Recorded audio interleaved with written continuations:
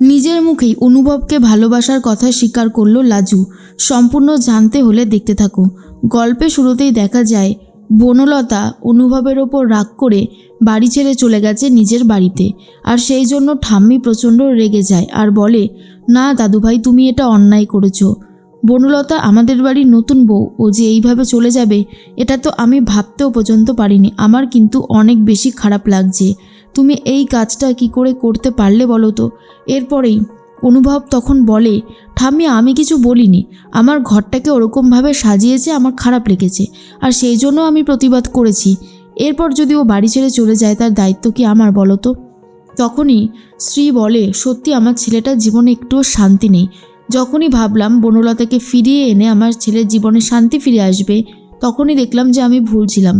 এই মেয়েটাও আমার ছেলের জীবনটাকে একেবারে নষ্ট করে দিতে এসেছে।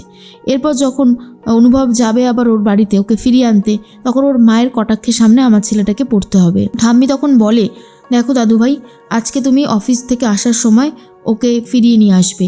আমি কোনো কিছুই জানি না, তোমার কথাটা মনে থাকবে তো? অনুভব বলে, ঠাম্মি কেন আমি যাব বলো তো? আমি কি ওকে বলেছিলাম এই বাড়ি ছেড়ে চলে যেতে? কিন্তু ঠাম্মি বলে, দেখো তুমি যেমন বলনি তেমনি তোমার কথাতেই তো ও বাড়ি ছেড়ে চলে গেছে, তাই এটা তোমার করা উচিত। এর মধ্যে লাজু উপরে জামা কাপড় তুলতে থাকে ছাদে, আর দেখে নিয়েছিল অনুভব মনে মনে ভাবে, ভাগ্যিস বাড়ির কেউ জানেই না যে লাজুর সাথে অশান্তিটা বেশি হয়েছে বনলতার, আর সেই জন্য বনলতা সবটা গেস করতে পেরে গেছে বলেই বাড়ি থেকে বেরিয়ে গেছে। কিন্তু লাজুকে আমায় সাবধান করতেই হবে। লাজুকে যদি সাবধান না করি তাহলে বাড়ির লোকেরা ওকে আরও বেশি করে কথা শোনাতে ছাড়বে না। লাজু ওপরেই ছিল আর তখনই অনুভব চলে যায় আর বলে, তোমার সাথে আমার কিছু কথা আছে লাজু, যেই কথাগুলো তোমাকে বলতেই হবে। লাজু তখন বলে, আমার সাথে আবার কি কথা? অনুভব বলে, তুমি কি জানো তোমার জন্যই বনলতা বাড়ি ছেড়ে চলে গেছে? এরপর লাজু বলে, খিটকেল তুমি এসব কি কথা বলছো? তোমার নিজের বউয়ের সাথে ঝামেলা হয়েছে, তুমি নিজের দোষটা আমার ঘাড়ে চাপিয়ে দিচ্ছ। এটা কিন্তু তুমি অন্যায় করছো খিটকেল তখন বলে, আমি কোনো অন্যায় করছি না লাজু, পুরো বিষয়টা না একবার বোঝার চেষ্টা করো, কোনো রকমের কোনো কিছু ভুল নেই এখানে।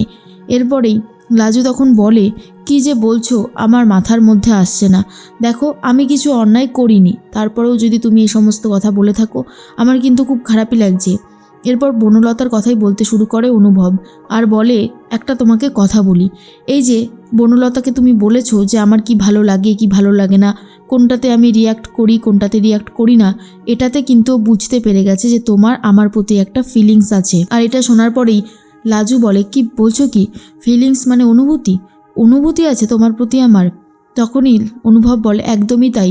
কারণ তুমি যদি আমাকে ভালো নাই বাসো তাহলে কেন বলো তো সেদিন যখন বনলতার সিঁদুর আমার গলায় দেখেছিলে তখন তোমার রাগ হয়েছিল, তোমার কষ্ট হয়েছিল, কারণ তুমি আমাকে অন্য কারোর সাথে শেয়ার করতে পারো না। এটাই হচ্ছে ফ্যাক্ট লাজু, তুমি এটা স্বীকার করো। লাজু তখন বলে, এসব বলো না খিটকেল, এগুলো শোনাটা খুব অন্যায়, এগুলো শোনা পাপ, আমি এগুলো সম্পর্কে কখনো ভাবিইনি। তখন অনুভব বলে, ভাবোনি তো, কিন্তু তুমি ভাবতে শেখো লাজু। তুমি একটা কথা কি জানো যে বনলতা পুরোটাই গেস করতে পেরে গেছে যে তোমার আর আমার দুজনের প্রতি একটা ভালো টান আছে। আর এসব শোনার পরেই লাজু সত্যিটা স্বীকার করে আর বলে, এটা তো ঠিকই, যখন ও তোমার জন্য কিছু করে আমার খুব কষ্ট হয়, আমার খুব জ্বালা ধরে বুকের মধ্যে। অনুভব বলে, কেন এমনটা হয় জানো? কারণ তুমি আমাকে ভালোবাসো, তাই জন্যই তোমার এতটা কষ্ট হয়। আর এসব শোনার পর লাজু বলে, কিন্তু আমি তো চেয়েছিলাম তোমরা দুজনে একসাথে সংসার করো, তোমাদের বিয়ের পিছনে আমার হাতটাই তো সব থেকে বেশি রয়েছে, তাই না খিটকেল তখন বলে, একদমই তাই। তোমার এই যে ডিসিশানটা আমাকে আর বনলতাকে এক করার, এই জন্যই কিন্তু আমরা এক হয়েছি, কিন্তু এখন পুরো হিসাবটা গোলমাল পাকিয়েছে, তাই না লাজু? আমি এখন বলছি একটা কথা, যে তুমি এমন কিছু করো না যাতে বনলতার সন্দেহটা আরও বেশি করে বাড়তে থাকে, তাহলে কিন্তু আমার পরিবারের লোকজন তোমাকে ভুল বুঝবে, তোমাকে আবার চারটে কথা শোনাবে। অন্যদিকে দেখা যায় বনলতা তো বাড়িতে ফিরে যায়। বনলতার মা সুনিতা বলে, সত্যি আমি ভাবতে পারছি না, এই তো তোর সবে বিয়ে হলো আর তার মাঝখানেই এত কিছু হয়ে গেল, এই কয়েকটা দিনই তো হয়েছে তুই ওই বাড়িতে রয়েছিস। তখনই বনলতা বলে, লাজু ওই অনুভবের সব কিছু জানে, অনুভব তো আমাকে একদমই পছন্দ করে না, আর কেন করে না সেটাও আমি খুব ভালো মতন বুঝতে পারছি। এরপর সুনিতা বলে, ওই মেয়েটাকে না আমার আগে ভাগেই সন্দেহ হয়েছিল, ওই মেয়েটার প্রতি কেন যে তুই এত বেশি আদিক্ষেতা দেখাতে গেছিলিস সেটাই আমি বুঝে উঠতে পারছি না। এর মধ্যেই একটা কথা বলতে থাকে বনলতা, লাজু যে কখনো এরকম কিছু করতে পারে এটা তো আমি কল্পনাও করতে পারিনি। তবে এটা তো ঠিকই যে অনুভবের আত্মসম্মানে আঘাত করেছি আমি যদি সেই সময় ময়ূকের সাথে পালিয়ে যাওয়ার কথা না ভাবতাম তাহলে হয়তো আমার সংসারটা ঠিকই থাকতো আর লাজুরও সংসারটা ঠিক থাকতো। বনলতা ভাবে ময়ূকের ব্যাপারটা সবটাই বলে দেবে অনুভবকে। তখন অনুভবের কথাই ভাবছিল বনলতা, কিন্তু সুনিতা মানে বনলতার মা বলেন না, তুমি কাউকে এখন কিচ্ছু জানাবে না, যা ক্ষতি হওয়ার তা তো করেই ফেলেছো নিজের, কিন্তু এখন আর কোনো ক্ষতি করবে না। একটা কথা মনে রাখবে, যেভাবেই হোক না কেন তুমি কিন্তু এখন অনুভবের স্ত্রী। এখন স্বামী স্ত্রীর মধ্যে নর্মাল সম্পর্ক রাখাটাই ভালো। কার কি পাস্ট আছে সেসব না ঘেঁটে তোমরা সংসার করো।